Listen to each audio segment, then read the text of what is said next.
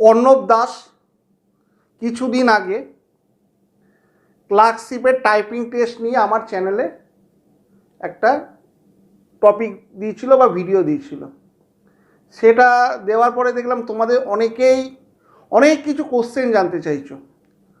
সবসময় written answer দেওয়াও সম্ভব হয়ে উঠছে না, কেননা আমিও ব্যস্ত, অর্ণবেরও কাজ আছে। আমি ওই জন্যে অর্ণবকে বলেছিলাম, তুমি কোশ্চেনগুলো দেখো, আমাকে অ্যান্সারগুলো পাঠাও। এবার আমি আমার চ্যানেলে অর্ণব যে অ্যান্সারগুলো দিয়েছে সেইগুলো তোমাদের সামনে তুলে ধরবো, রেগুলার বেসে তুলে ধরবো। কেননা তোমাদের অনেকেরই দেখছি ক্লার্কশিপ নিয়ে খুব ক্রেজ আছে, অনেকেই পরীক্ষাটা দিয়েছো, অনেকেই দুশ্চিন্তার মধ্যে আছো কবে রেজাল্ট বেরোবে, কেমন ধরনের টাইপিং টেস্ট হবে, টাইপিংয়ে পাস করতে পারবো নাকি, কাট অফ কত যেতে পারে, এই নিয়ে অনেকেরই দুশ্চিন্তা এবং পরীক্ষাটা অনেক পরীক্ষার্থী দিয়েছো।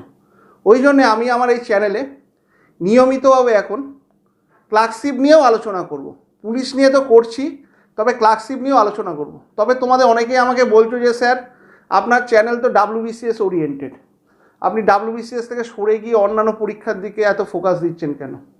দেখো, আমিও কিন্তু ছোটোবেলায় ডাইরেক্ট WBCS অফিসার হতে পারিনি, বিভিন্ন পরীক্ষা দিয়ে পাস করে চাকরি করে তারপরে WBCS ক্র্যাক করেছি। ওই জন্যে আমি কিন্তু আমার চ্যানেলে WBCS নিয়েও যেমন আলোচনা করব, তেমনি ক্লার্কশিপ, পুলিশ, বিভিন্ন পরীক্ষা নিয়েই আলোচনা করব।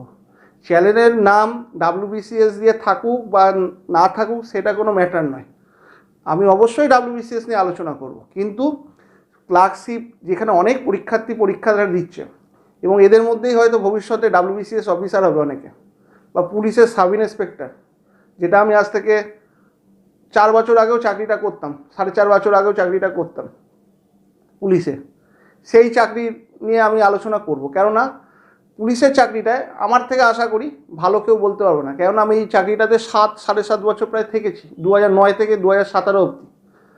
আমি যতটা তোমাদের সামনে তুলে ধরতে পারবো, অনেকেরই তুলে ধরার সেই পারদর্শিতা আশা করি থাকবে না। অনেকে হয়তো বলতে পারবে না বলে কথা না, কিন্তু তাদের জেনে বলতে হবে।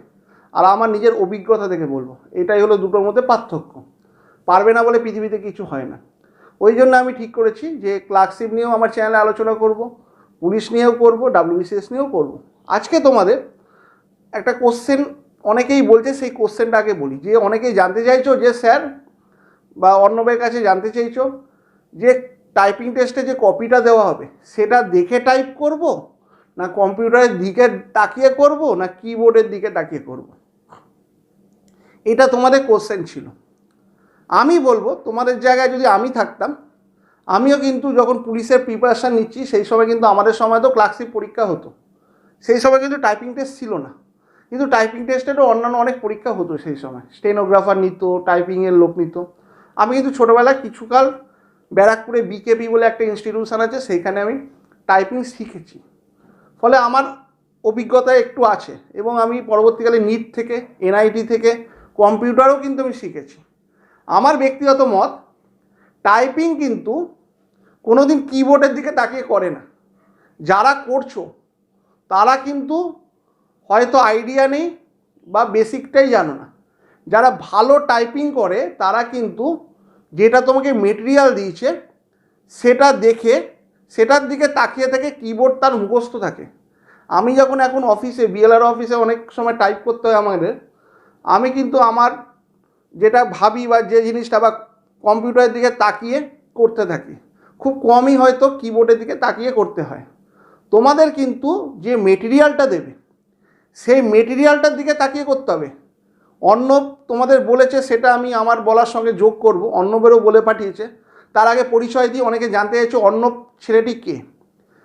ও আমার খুব কাছেরই। এই মুহূর্তে ওর পরিচয় আমি খুব ভালো দেব না, কেননা একটা কারণের জন্যই দেব না। আমি চাইলে ওকে নিয়ে ভিডিও করে দিতে পারতাম, সেটাতে হয়তো আমার অনেক চ্যানেলে প্রচুর ভিউজও আসতো, কিন্তু আমি চাই না, সস্তা জনপ্রিয়তা আমার পছন্দ হয় না। ছেলেটি আমার খুব কাছের, তবে এখন বলবো না, কদিন পরে বলবো ছেলেটির সঙ্গে কেন আমার যোগাযোগ বা কেন এত কাছের।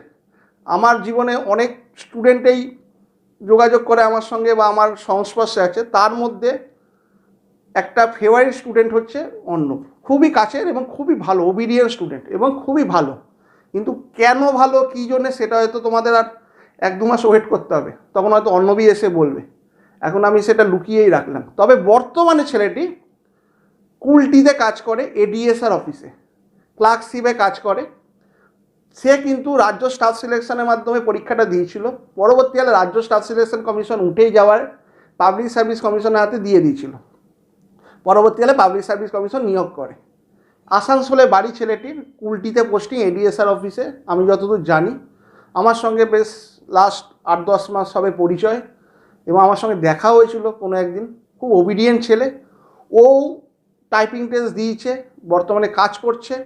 ওর কাছ থেকেও শুনে নাও। আমি তো অভিজ্ঞতা বললাম আমারই, কিন্তু আমি কোনো দিন এরকম টাইপিংয়ের পরীক্ষা দিইনি। পরীক্ষার জন্য প্রিপারেশান নিয়েছিলাম ঠিকই, তোমাদের মতো যেতে পারিনি, হয়তো অত ভালো স্টুডেন্ট ছিলাম না তোমাদের সময়। আমার সময় তোমাদের মতো হয়তো আমি ভালো স্টুডেন্ট ছিলাম না যে টাইপিংয়ের টেস্টে পৌঁছে যাবো। যাই হোক, তোমরা অনেকেই ক্লার্কশিপের হয়তো টাইপিং টেস্টে পৌঁছাবে, এখন তার জন্য আপ্রাণ প্র্যাকটিস করছো হয়তো। কিন্তু আমি আবার বলছি, অর্ণব তো বলেছে সেটা শুনবে, কিন্তু আমি তার আগে আবার বলছি যে তোমাকে যে হার্ড কপিটা দেবে, যে মেটেরিয়ালটা দেবে, সেটা দেখে তোমাকে করতে হবে। কিবোর্ডের দিকে তাকিয়ে বা কম্পিউটারের দিকে তাকিয়ে কিন্তু করা উচিত না। এবার শোনো অর্ণব তোমাদের কি বলেছে, ভালো করে শোনো। আর তোমাদের তার মধ্যে আমি বলে দিই, তোমরা আমাকে দেখছো প্রয়াস WBCS-এ, চ্যানেলটা ভালো লাগলে অবশ্যই সাবস্ক্রাইব করো। তোমাদের যারা বন্ধুবান্ধব এই পরীক্ষাটা দিচ্ছে তাদের মধ্যে শেয়ার করে দিও। আরেকটা কোশ্চেন আমার করা হয়েছিল যে কিবোর্ড দেখে টাইপ করব না মানে কম্পিউটার স্ক্রিনের দিকে দেখে পরে টাইপ করব।